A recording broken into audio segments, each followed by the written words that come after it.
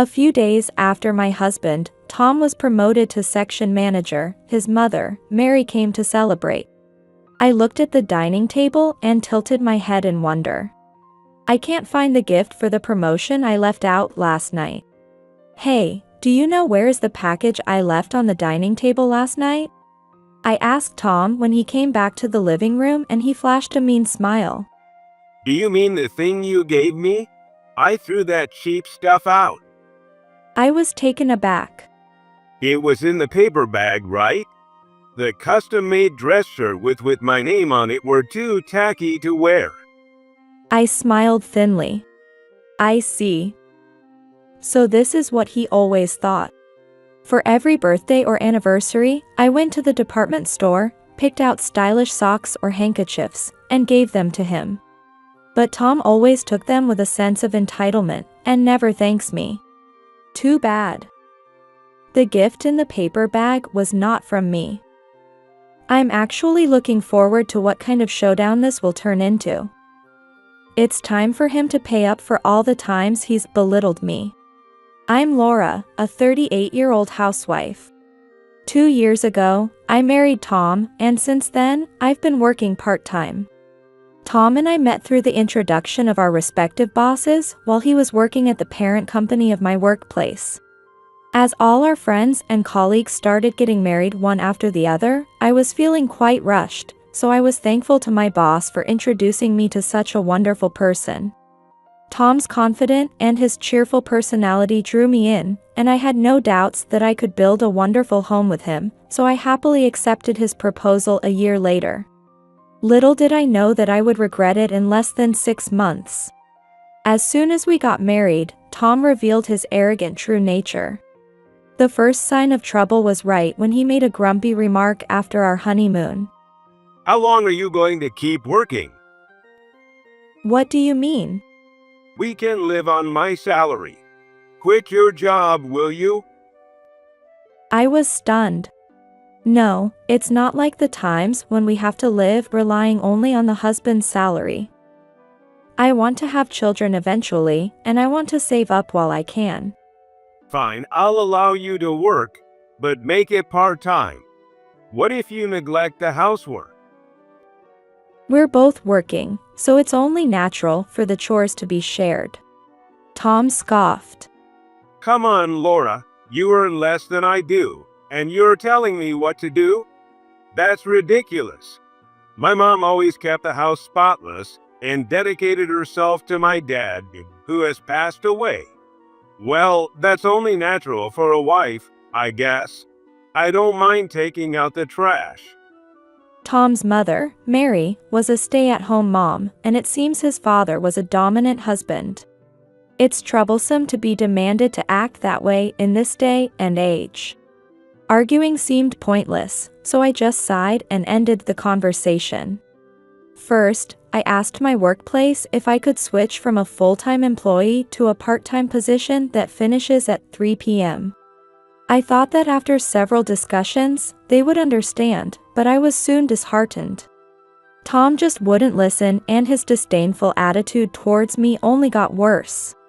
What really exasperated me was his fussiness about our daily meal menus. Despite being completely incapable of cooking, Tom was picky about what he wanted. One holiday I was bedridden with a high fever, and he came to my bedside and said, Lunch isn't ready yet? Barely awake, I opened my eyes slightly and croaked out, Sorry. I don't think I can manage to get up and cook. I am good with anything like something simple like pasta. How is pasta simple? I wanted to argue back, but I didn't have the energy and weakly replied, Just have some instant curry or noodle then. What? You can't even prepare lunch? That's a fail as a wife. Take care of yourself properly. Tom didn't show any concern for me and just ate his instant noodles with displeasure. I had no choice but to heat up some ready-made rice in the microwave for myself. A month later, he caught a cold and made a huge fuss, claiming, I caught this from Laura, and forced me to cook for him and nurse him all night. When I refused because I had work the next day, he glared at me furiously. You're so cold as a wife. Don't you care a little more about your husband? I'm going through a tough time here. Worry about me more. Moreover, Tom also had me prepare lunch boxes because buying ready-made meals from the supermarket or eating out was too expensive for him. He never thanked me for any of it, just imposed strict rules. Tom insisted that I couldn't use leftovers or frozen food for meals as everything had to be homemade. For breakfast, I was ordered to serve healthy meals, mainly consisting of bread and vegetables. The specified menu included vegetable soup, egg dishes, fruits, toasts, and coffee. I was required to change the daily meal menus every day. Gradually, even during work, I couldn't stop thinking about the contents of the lunchbox and meal menus, and my spirits sank deeper and deeper. I thought about a divorce, although we got married recently, but I felt wrong for my boss who had introduced us. My father and mother had passed away, but it was hard to complain to friends, so I stewed in my frustrations alone. Despite everything, I kept trying to get along with Tom. On our anniversary, I made his favorite dish, gratin, and waited up late for him to come home. However, an unexpected business trip kept him away until the next day. In spite of the situation, I bought him stylish t-shirts from department stores on our special occasions. When I gave them to him, he showed no reaction and never wore them. Then, one day, Tom sent me a message with a photo attached during a work break. Order this product online. You get a discount as a member, right? Sure, but are you going to use it? It's a return gift for something I got from my coworker. I need to reciprocate, right? It was a pair of wine glasses from a well-known brand. Could it be a gift for someone he's having an affair with? The question almost slipped out, but I held it back. Surely, he wouldn't be so brazen as to ask his wife to buy a gift for his mistress. One day, Tom called me during a lunch break at work. Listen, I've been promoted to a section manager. Wow, congratulations. We should celebrate tonight. No, I'll be with my coworkers, so it's okay. Tom looks being in a good mood, and I found him somewhat endearing and smiled. Tom is usually full of sarcasm, but I thought I should at least celebrate his promotion, so after a simple dinner while watching TV, my cell phone rang. It was a message from Tom. As I checked the screen, I almost stopped breathing. I'm heading to your house now, honey. Looking forward to my celebration present. Get out those wine glasses I gave you last time. I was staring blankly at my phone screen and another message came through. I won't let you sleep tonight, honey. Oh my God, I really don't want to go back to a poor-looking Laura's house. He must have sent it to the wrong person. Undoubtedly, it was evidence of him having an affair with someone.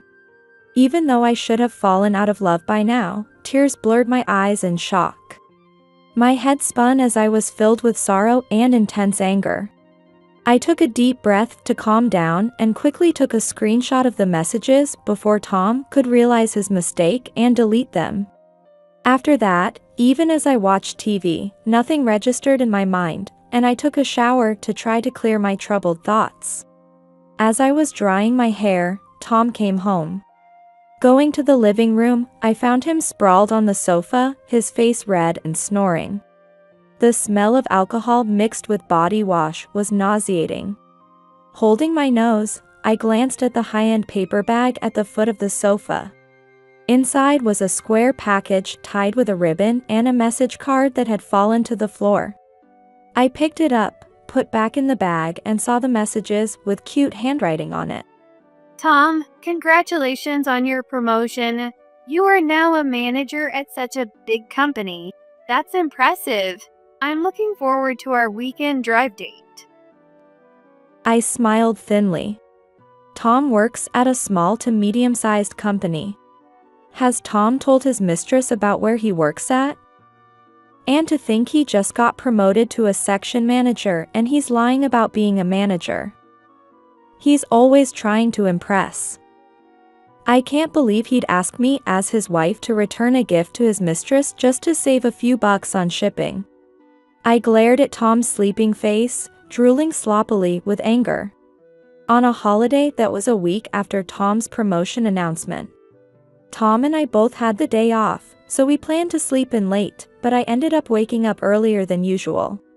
When I woke up to use the bathroom and felt someone's presence downstairs, I went down to find Tom's mother, Mary, in an apron in the kitchen. Mary, who was tying up chunks of beef and chicken, frowned when she saw me. Finally up?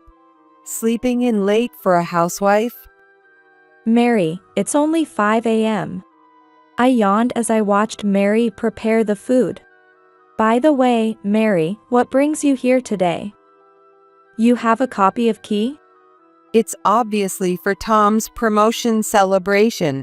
I heard he has a business trip this weekend, so we postponed it to today. As Mary smiled broadly, I muttered to myself. It's not a business trip, but a weekend getaway with his mistress. And why is she cooking meat so early in the morning? Could it be she's planning to cook a feast all day? Despite my ominous feeling, I didn't ask any more questions, changed into my casual clothes, and started doing laundry. Weekends finally came and I wanted to sleep more, but it was going to be difficult to go back to bed now. After a while, the delicious smell of cooking meat wafted through the kitchen. I like roast beef and grilled chicken too, but I certainly wasn't in the mood to eat them first thing in the morning. As Mary hummed and made a salad next to the sink full of dishes, I started preparing breakfast. Tom has not showed no signs of waking up and I was getting impatient with it, but Mary asked me. Laura, what time does Tom usually get up? He sleeps in until about 10 a.m. on his days off. He must be tired from working every day. Well, that's fine. The party is tonight anyway. By the way, Laura, are you working today? I have the day off today too. Well, is that so? Mary looked over at me with apparent annoyance, finished cooking the feast without doing any dishes, and then heavily sat down on the sofa and started watching a variety show on TV. After a while, Tom finally woke up and was shocked to see his mother acting like she owned the living room. Mom, why are you here? Tom, good morning. I came for a surprise party to celebrate your promotion tonight. You are promoted to a manager at such a big company, and I can brag about it to the neighbors. Well, thanks. Tom glanced awkwardly at me and then went to the bathroom. I was amazed that he had even lied to his own parents. I looked at the dining table and tilted my head in wonder. I can't find the gift for the promotion I left out last night. Hey, do you know where is the package I left on the dining table last night? I asked Tom when he came back to the living room and he flashed a mean smile. Do you mean the thing you gave me? I threw that cheap stuff out. I was taken aback. It was in the paper bag, right? The custom-made dress shirt with my name on it were too tacky to wear. I smiled thinly. I see. So this is what he always thought. For every birthday or anniversary, I went to the department store, picked out stylish socks or handkerchiefs, and gave them to him. But Tom always took them with a sense of entitlement, and never thanks me. Too bad. The gift in the paper bag was not from me. I'm actually looking forward to what kind of showdown this will turn into. It's time for him to pay up for all the times he's belittled me. Tom looked puzzled as I grinned at his outburst. Did you see what was inside? What? That was a gift from Mary. I sent you a message last night that I would leave it on the table. Didn't you read the message? Tom's face stiffened. He hurriedly pulled out his phone, checked the messages, and his face turned pale. Mary was calmly munching on cookies on the sofa, crushing the cookie in her hand, but now she stood up slowly. I mentioned the other day that I would only bring food this year. From what I saw briefly, it was a really nice shirt. Oh no. You came home drunk last night and hardly looked at it? Tom opened and closed his mouth, looking at Mary. Mary, with anger in her eyes, smiled sweetly. I even attached a handwritten card. Tom, you just throw away gifts from others without a care. I'm disappointed. Sorry, I'll pick it up right now. Wait, where is it? Tom was rummaging through the kitchen trash when Mary's sharp voice rang out. I took it to the collection point earlier. Tom checked the wall clock and looked shocked. It was more than 30 minutes past the collection time. A trash pickup would have been done long ago. Tom rushed over to Mary and apologized. I'm sorry. I wouldn't have thrown it out if I knew it was from you. Even if it was from Laura, I think it's rather questionable to throw it away without even using it once. Mary scolded Tom in an indignant tone. She's the type to keep things like wedding gifts out of a sense of frugality. She probably couldn't stand the thought of gifts being discarded without being used. Tom looked very lost as he completely upset his mother. Tom and Mary are usually close, so he seemed unsure of what to do in situations like this. I couldn't pass up this opportunity. As Mary started preparing to leave with an obviously displeased expression, I spoke up loudly. Mary, it can't be helped. Tom seemed really busy last night. Actually, his overtime and business trips have increased suddenly over the past year, even though his salary has not changed. I said it sarcastically, and Tom glanced at me. It was unclear if he knew I was aware of his affair, but it seemed he was trying to keep it hidden as he forced a strained smile and made lame excuses. Yeah, that's right. It's frustrating to work for such a black company where my workload increases, but my salary stays the same. I didn't even have time to look at my phone last night. Okay. By the way, Mary, Tom sent me this message the other day. It made me cry. I showed Mary my phone. It was the message Tom had accidentally sent to me that I had saved. Mary's eyes narrowed. Tom, are you cheating on Laura? What? Tom's eyes widened in shock as Mary held out my phone to him. What the hell is this? That should be my line. You accidentally sent me those lovey-dovey messages with your affair partner, right? I saw the wine glasses. Were these the ones you had me order online? Yeah.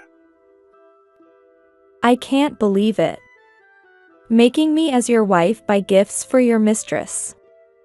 What kind of nerve do you have? You're disrespecting not only me but her as well. Shut up. The shipping cost was $2.50. It's fine as long as she doesn't find out. I paid you for the items. Got a problem? Tom was defiant, as if this was normal. So that was his reason. What a small-minded person. You're cheap but still want to cheat on me. Why did you marry me if you were going to cheat in the second year of our marriage? As I confronted him, Tom twisted his mouth into a smile. You seemed like you'd obediently follow me. It could have been anyone. That's awful. But after we got married, I quickly got bored with you. Just average. I want someone who is young and cute. Tom said this casually, leaving me speechless. You've been cheating for over 6 months, right? You started going to nightclubs because you were invited by your coworker. That's when all the sudden business trips, weekend work, and overtime started. I knew something was up. You're so gullible. I figured if I said that, you'd believe it. I threw away all the lunches you made on those supposed work days. It'd be rude to eat your lunch on a date with her. I was speechless. I had been getting up at 5 a.m. even on weekends to make elaborate lunches because he said me preferred homemade, and to think they were just thrown away. Looking over at Mary, she was silently frowning with her arms crossed. Feeling my blood boil, I pressed Tom even further. The business trips on the weekends were just to spend time with your mistress, right? It's no use pretending. I hired a detective agency to investigate. I pulled documents and photos from a large envelope and spread them across the dining table. In the photos, Tom and the mistress were linking arms and kissing at tourist spots even when they were entering a hotel. Everything was captured in the photos. Tom didn't expect to be photographed, grimaced, but he soon brazened it out. He searched his phone for a photo of the two of them together and shamelessly showed it to me and Mary. Yeah, she's a stripper who's a decade younger. Look, Mom, isn't she cute? Mary glared sharply at Tom, who was gloating. Tom, who was startled, watched as Mary knocked the phone out of his hand, his mouth gaping open. What are you doing, Mom? You broke the screen. Shut up. Mary shouted at Tom with a terrifying expression, and I was astonished. It was the first time I'd ever seen Mary so angry. She looked like she might physically attack Tom at any moment. Her body trembling, Mary shouted at Tom in a high-pitched voice. Tom, aren't you ashamed of having an affair with a younger woman? I believed you would never do such a thing. What? But Mom, you don't like Laura either, right? Why did you get mad at me just because I had an affair? Mary fumed. That's completely different. Have you forgotten? Your father also had an affair with a woman who he met at a nightclub, and even fathered a child. It caused a huge mess. You know how much I cried. Tom covered his mouth and realized his mistake. I had heard about this from Tom before, so I thought Mary might take my side. My guess was right. Seizing the moment, I pulled out Tom's pay slips from a drawer and showed them to Mary along with the balance of his savings account. Come on, Mary. Don't scold him too much. Tom has been working hard, earning a decent salary.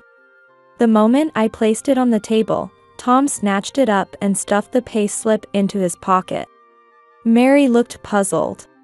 Wait, Tom, you are working at a major company, but your salary seems a bit low. What? No, he works at a small to medium-sized business. Mary blinked in surprise. What's that? Never heard of that company. Wait, when did you switch jobs? Tom awkwardly shifted his gaze away from the pressing Mary and explained. I quit the company I joined right after graduation after just a month. The pay was good, but the boss was too scary. Got yelled at just for oversleeping 3 times. That's okay, right? I'm working properly. That's right, Mary. He even got promoted to a section manager. I revealed this with a smile, and Tom glared at me. Hey, don't say unnecessary stuff. Wait, weren't you a manager? Well, I'll become one eventually. Tom said that while scratching his head and laughing, which made Mary explode in anger. Enough already. She slammed her fist on the table and raised her voice. Come on, Mom, don't be scary. No need to get mad. You cheat and lie, and you don't seem at all remorseful. What are you planning to do with your life, Tom? I'm not planning to do anything special.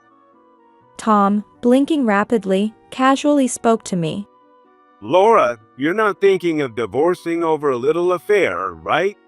Of course, I'll continue this relationship with her. I'll keep bringing my salary home. You couldn't live without me, right?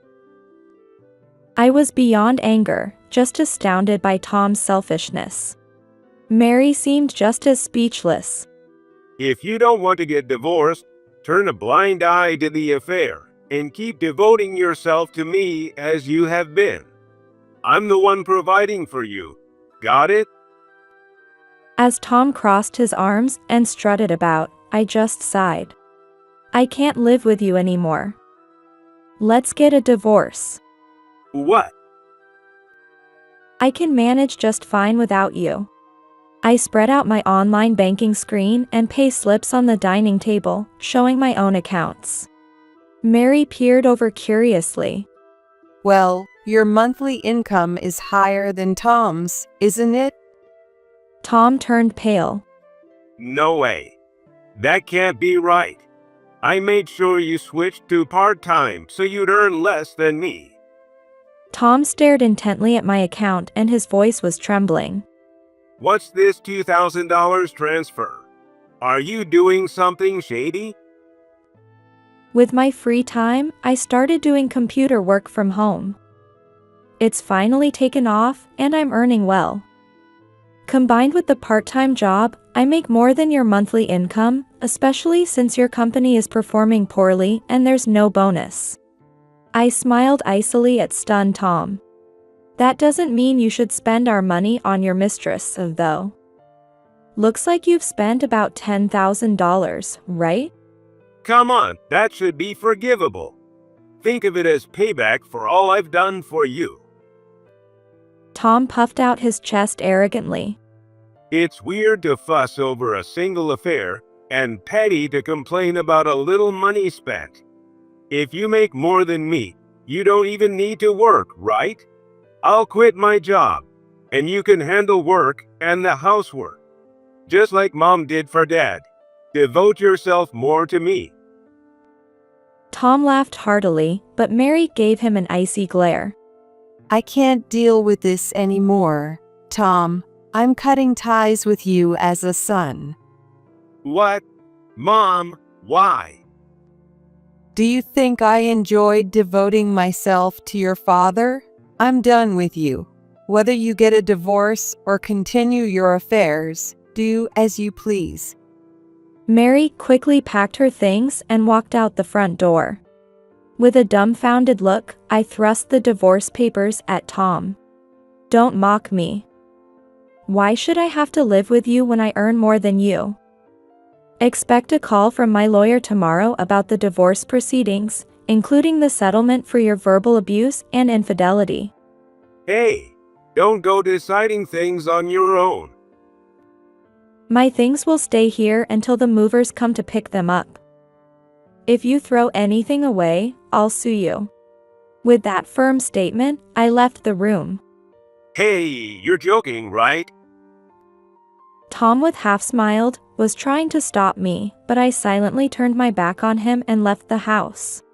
Tom was reluctant to agree to the divorce, but after being advised by his lawyer that a court case would cost him more, he reluctantly consented. Recordings of his verbal abuse on my phone served as evidence, and he was ordered to pay me compensation. Additionally, he had to reimburse over $10,000 spent from our joint savings, which apparently drained his savings. His divorce became known at his workplace because he wore his wrinkled shirts and suddenly stopped bringing lunches anymore. Moreover, a colleague who had gone to the nightclub with him blabbed about the divorce causes, exaggerating stories about Tom getting his mistress pregnant and being abusive to me, which spread through the office. The boss, who had even officiated our wedding, was furious at being embarrassed. For disrupting the company's morale, Tom's promotion was revoked, and he was transferred to a remote island. Tom is selling the house we lived in and will soon move to a remote area. According to the neighbors, Mary was fed up with Tom's dishonesty and truly cut ties with him. A friend who spotted Tom at the station recently was shocked by his pale, gaunt appearance. Having relied on me to do all the housework, Tom can't lean on his mother now, and I can imagine he's struggling mentally, sitting on pins and needles at work. The reasons for his transfer will probably reach his new subsidiary, and he'll likely be viewed with disdain. As for the mistress, she heard of his real workplace and job title from Tom's colleague, so she quickly dumped him. It is what goes around comes around.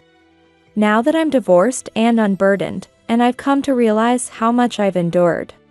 Despite my efforts, I was never appreciated, always demanded to give more, treated like a servant. I used to think, it's shameful to divorce since we were introduced by my boss. It seems like I lack patience if I divorce quickly, or eventually our feelings will align. I had become accustomed to suppressing my own emotions. Returning to a single life, I'm relishing the fresh air for the first time in years. The urgency to get married, to have children, and the fear of facing old age alone have all lessened now that I've experienced a failed marriage. For now, I'm planning to steer clear of romantic relationships and enjoy my single life.